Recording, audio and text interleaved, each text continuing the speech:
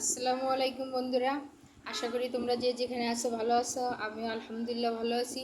তোমাদের নতুন আর একটা রেসিপি শেয়ার করতেছি। রেসিপিটা শেষ পর্যন্ত দেখতে থাকো, না দেখলে কিন্তু বুঝতে পারবে না। দেখো কিভাবে রেসিপিটা করি। দেখো, কোয়েল পাখির ডিম ভাজি করতেছি। এটা একটু লাল লাল করে ভেজে নেব। বেশি সময় লাগবে না, যেহেতু ছোট ছোট ডিম। আর বাচ্চাদের দেখা যাচ্ছে 4-5টা করে খেতে পারবে, যেহেতু ছোটো ডিম।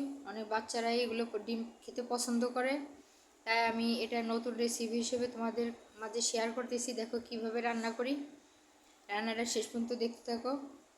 দেখতেই পারছো চুলোর গ্যাসের অবস্থা খুবই খারাপ, আস্তে আস্তে জাল জ্বলতেছে, খুবই অবস্থা খারাপ।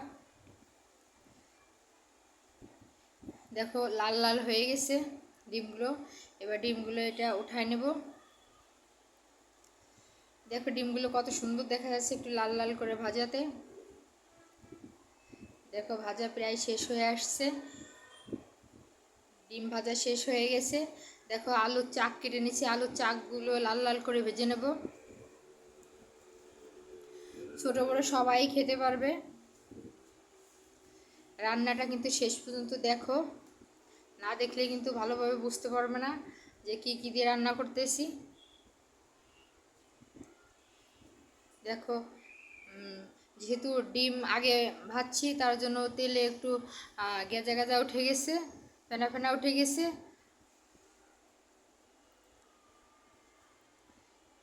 দেখো আলুর চাকগুলো, 3টা আলু আমি কেটে নিছি।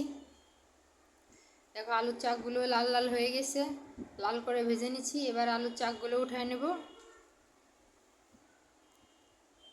দেখো কত সুন্দর একটা কালার আসছে, রান্নার পরে আরও সুন্দর কালার হবে। দেখো আলুগুলো ভাজি হয়ে গেছে। দেখো অল্প অল্প মশলা দিয়ে রান্না করতেছি, কারণ আমি প্রত্যেকটা ভিডিও দেখছো আমি খুব বেশি মশলা দেই না। এবার দেখো পেঁয়াজ কুচি আর কাঁচামরিচ কুচি।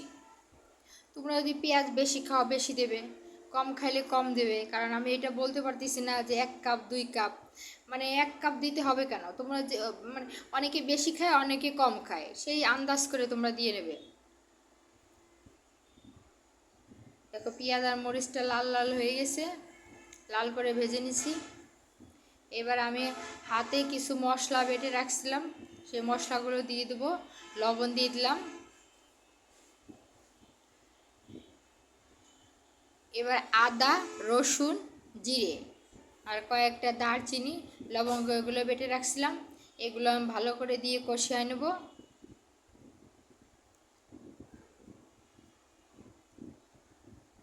দিয়ে দিলাম মরিচের গুঁড়ো,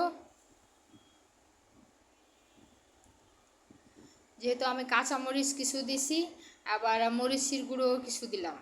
তোমরা চাইলে শুধু মরিচের গুঁড়ো দিতে পারো, আবার কাঁচা মরিচও দিতে পারো, যে যেভাবে ঝাল খাও সেইভাবে দিতে পারো। এবার আমি পরিমাণ মতো হলুদ দিয়ে দিচ্ছি।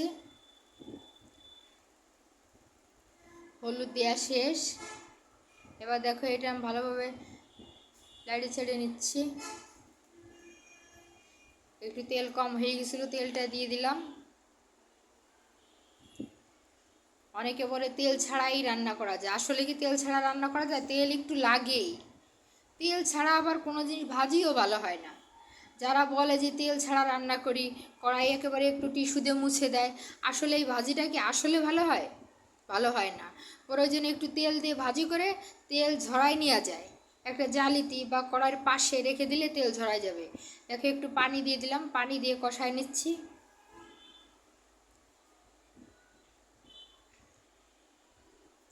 পানি ঢেলে সুন্দর করে একটু মশলাটা আবার কষায় নিচ্ছি, যাতে ওই যে শুকনো মরিচের গন্ধটা না থাকে, কারণ মশলা কষানো না হলে শুকনো মরিচের একটা গন্ধ থাকে।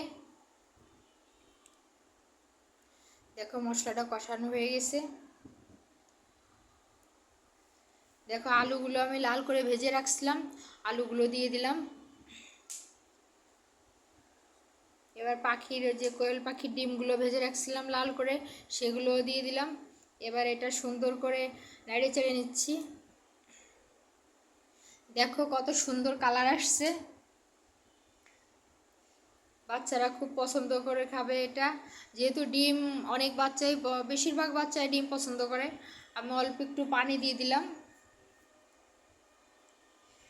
পানি দিয়ে অল্প একটু আমি ঢেকে রাখবো।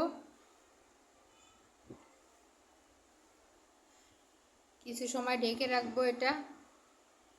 শেষ পর্যন্ত দেখতে থাকো, কি সুন্দর দেখা যায়। দেখো রান্না আমার শেষ। দেখো বন্ধুরা কি সুন্দর দেখা যাচ্ছে। আমার ভিডিওটা যদি তোমাদের ভালো লেগে থাকে তাহলে লাইক, কমেন্ট, সাবস্ক্রাইব বেশি বেশি শেয়ার করো বন্ধুরা। তোমরা শেয়ার করলে আমি নতুন নতুন ভিডিও দিতে পারবো। ওকে, আল্লাহ হাফেজ।